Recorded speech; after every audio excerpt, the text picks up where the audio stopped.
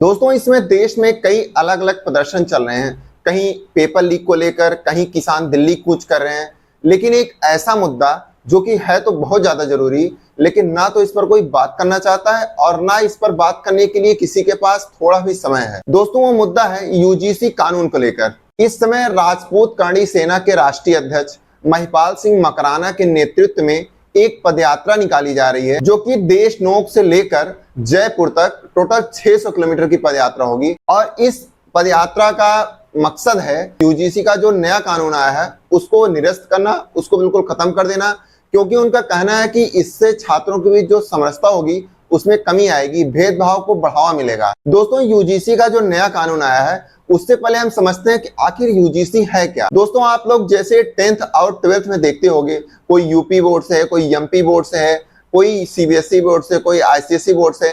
इस तरीके से बोर्ड बने होते हैं जो कि कॉलेजेस को मान्यता देते हैं, मान्यता छीनते भी हैं, और सारे कॉलेजेस के जो रेगुलेशन होते हैं यही बोर्ड निर्धारित करते हैं। इसी तरह दोस्तों जैसे आप 12th के बाद यूनिवर्सिटीज और कॉलेजेस में जाते हो, तब यूनिवर्सिटीज और कॉलेजेस के प्रबंधन के लिए एक बोर्ड बनाया गया है जिसको यूजीसी कहते हैं, जिसका काम होता है कि देश में जितने यूनिवर्सिटीज हैं, जितने कॉलेजेस हैं, उसके नियम कानून बनाना और कॉलेज और यूनिवर्सिटी को मान्यता देना, उनकी मान्यता रद्द करना, सारे काम यूजीसी का ही होता है। दोस्तों यूजीसी का अपना नियम कानून है जिसमें जाति के आधार पर भेदभाव और उत्पीड़न से संबंधित भी कानून है। दोस्तों अभी तक क्या होता था कि कोई सवर्ण अगर किसी एससी एसटी को जाति सूचक शब्द का प्रयोग करके जाति आधार पर प्रताड़ित करता है और वह एससी एसटी जाकर कंप्लेन कर देता है उसी सवर्ण के खिलाफ, तब 15 दिन के अंदर उस कॉलेज या यूनिवर्सिटी को एक्शन लेना ही होगा। दोस्तों इसमें 2012 में मनमोहन सरकार में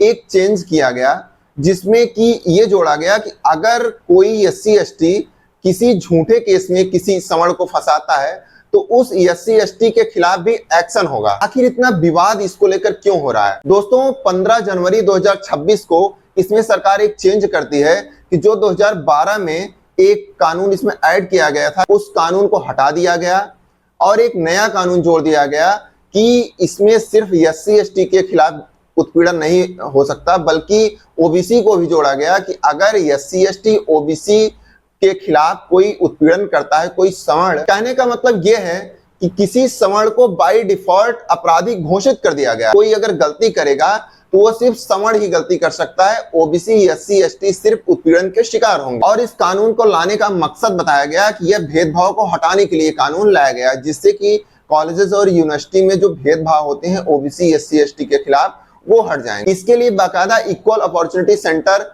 इक्वल कमेटी, हेल्पलाइन नंबर जारी किया गया, जिससे कि कोई शिकायतकर्ता अपनी पहचान को छिपा कर भी शिकायत कर सकता है। अब दोस्तों प्रश्न ये है कि इस कानून को लाने की जरूरत क्यों पड़ी? दोस्तों 2016 में हैदराबाद यूनिवर्सिटी में एक दलित छात्र रोहित वेमुला, जो कि आत्महत्या इस वजह से कर लेता है कि उसको जाति सूचक शब्दों से इतना ज्यादा उपेक्षित किया जाता है कि वो बाद में आत्महत्या कर लेता है। और इसी तरह 2019 में पायल तड़वी, जो कि मुंबई की है, उसके साथ भी इसी तरह कुछ घटना होती है। इसलिए इस आधार पर इस कानून को लाया गया कि जो अब यूनिवर्सिटीज और कॉलेजेस में जातिगत भेदभाव होता है उसको इस कानून के द्वारा मिटाया जाएगा। दोस्तों अब इसमें गलत क्या है जिसका इतना विरोध हो रहा था, अभी भी विरोध चल रहा है? दोस्तों इसमें गलत ये है कि देखा जाए तो आपराधिक प्रवृत्ति के लोग तो हर वर्ग में होते हैं, वो किसी वर्ग के हो सकते हैं, उनका अलग वर्ग ही होता है।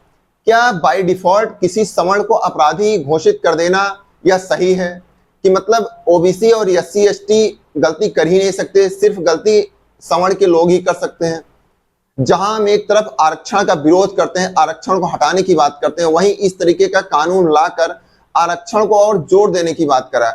और दोस्तों इस तरह के कानून आने से समाज में भेदभाव खत्म नहीं होगा, बल्कि भेदभाव और ज्यादा बढ़ेगा। दोस्तों इस कानून में अगर थोड़ा सा बदलाव कर दिया जाए तो यह कानून एक प्रबंधन की दृष्टि से बहुत अच्छा कानून बन सकता है।